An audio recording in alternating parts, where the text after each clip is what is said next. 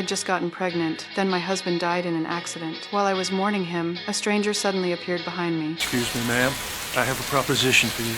I know it's not the right place or the right time, but I figure if we marry, it'll help solve both our problems. Nick was a widower. He wanted his 9-year-old daughter to have a mother. That was why he took a chance and proposed to me. I had always been an artistic city girl. I came here from the big city. I was excited about starting a new life. My husband and I planned to build a happy family here, but he went after a runaway horse and died in the process. Pregnant and alone, I felt helpless. I had no house that could keep me warm through winter, and I had no money to travel home the following year. Nick's proposal seemed like my only chance to survive. I know it's not the perfect solution, but when the wagon train heads back east in the spring, I'll pay the passage so you can go home. I struggled to make a decision, but I had to think about my baby. I also wanted to fulfill my husband's last wish. In the end, I accepted Nick's proposal. Just like that, we walked into a church and had a simple wedding. But when Nick held my hand, I became tense and uncomfortable. I was still thinking about my late husband. There was no love in this marriage. The ceremony ended as quickly as it had begun. His daughter rejected me from the start. To her, I was a mother who had appeared out of nowhere. When we arrived at Nick's house, he gave me his room. I wanted no unnecessary contact with him, so I quietly went inside and closed the door. I curled up in a corner and cried. Late that night, my eyes were still filled with tears. It was not until noon the next day that I finally opened the door.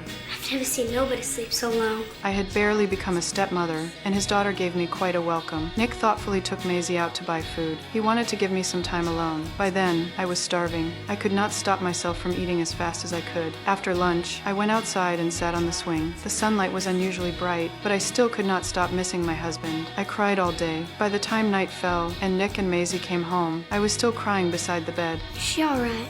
But she will be. Fortunately, time slowly eased the pain. Eventually, I learned to hide my grief. I put on a pretty dress. Maisie mocked me again. Seems like you got an awful lot of fancy things that aren't good for much in a We thin fetched wall. your wagon for you yesterday and we brought it into the barn. But Nick's thoughtful care made me feel warm. He had recovered my wagon. He also planned to build me a bookshelf. Our marriage existed only on paper, so I asked Nick what he expected me to do. He took me outside the barn. He looked at Maisie working nonstop. Then he told me she was already 9 years old and started working at sunrise every day. Some of the things I think you could teach her. Things she'd learned from her mother. I agreed to help, but I had grown up in the city. I knew nothing about farm work. I could not collect eggs from the chicken coop. I could not milk a cow either. Maisie could not understand why Nick had married someone as useless as me, so she deliberately threw cow manure at me. She only meant it as a joke, but when I told her she had to obey me, things became tense again. I don't want to be here either. But the fact of the matter is I made a bargain with your father and I intend to keep my end of that bargain even if you do everything short of trying. That argument turned us completely against each other. At dinner that night, the tension at the table was just as bad. But early the next morning, I realized Maisie was missing. I rushed around looking for her. I finally found her in the barn. She was trapped on the roof and too scared to come down. There was a skunk on the ground. It looked harmless, but if anything startled it, it would immediately release its smell. I slowly reached out my hand. Then the dog suddenly ran inside. It accidentally startled the skunk. I sat in the bathtub, enduring the horrible smell. Maisie used tomatoes to remove it. Most of the odor came off, but when Nick returned that evening, he could still smell the strong scent. I thought that little disaster might improve our relationship, but we still could not get along. Every day we were either arguing or about to start another argument. Hope you can make something better than burnt pancakes.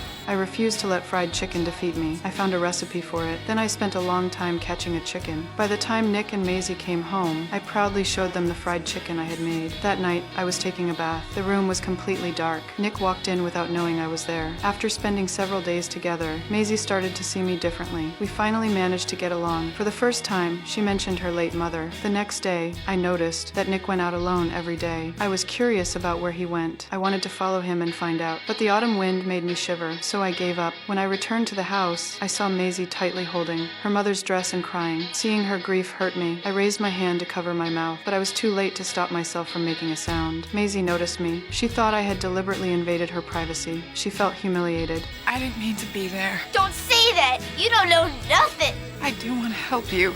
I don't want your help! The maternal feelings I had just begun to develop were crushed in an instant. I felt insulted. I wanted to leave immediately, but Nick stood in my way. That little girl hates me. I know you can find a way to get through to her. His trust calmed me down. I decided to care for that poor child in my own way. By the next morning, I had made a beautiful dress. Maisie's face lit up with surprise. It was the best gift she had ever received. That long overdue affection finally removed the barrier between us. We rode in the wagon to a gathering at our neighbor's house. Maisie saw the surprise on her friends' faces. was. For the first time, she knew what it felt like to be admired. On the way home, she fell asleep against my shoulder. Suddenly, the wagon jolted. I quickly protected my stomach. I had never told Nick I was pregnant. I explained that I had not meant to hide it from him, but Nick only smiled. He was happy that we would have a child. His patience and kindness deeply moved me. From that day on, our family life gradually settled into place. Then I saw Nick leave for another walk by himself, so I secretly followed him. Under the blue sky, Nick was singing with deep emotion. He was expressing how much he missed his late wife. At first I thought he was singing to me. I could not help feeling quietly pleased. But when I heard the lyrics clearly, I realized he was singing about his late wife,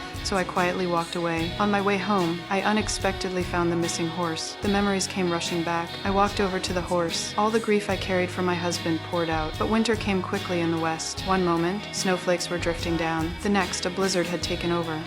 She went walking back when you did. Nick realized something was wrong. He immediately rushed into the storm. The snow blocked his vision. Every second mattered. The longer I remained outside, the greater the danger became. Fortunately, Nick managed to find me. He carried me in his arms and struggled back toward the house. We eventually made it home safely, but I was still unconscious. Nick stayed beside us all night. The next morning, I finally woke up. Nick's love was not about possession. He protected me and stayed by my side. As time passed, the bond between Nick and me grew stronger. We waited for the baby to arrive. On Christmas Day, Nick wanted to surprise me. He had built a crib with his own hands. Time passed quickly. My due date finally arrived. Maisie waited anxiously outside the room. The baby was a boy. His arrival brought light and endless joy and hope to our family. It also meant spring was approaching, but even then, neither of us admitted how we felt. Then one day, our neighbors suddenly came to visit. The woman saw what I was struggling with. She told me not to let the pain of the past keep me from the happiness I had now. Her words made me think back on everything Nick and I had been through. He had become the most important person in my life, so I wrote him a letter. I placed it inside one of his books. I waited for his response, but the letter accidentally fell out. Nick never saw it. On the day I left, my eyes revealed how deeply I cared for him. Nick wanted to say something, but in the end, he held back. I left with the wagon train. When Nick returned home, he was devastated. He dropped to his knees and prayed. Then he lowered his head and finally noticed the letter. Only then did he realize how I felt. He immediately mounted his horse and raced after me.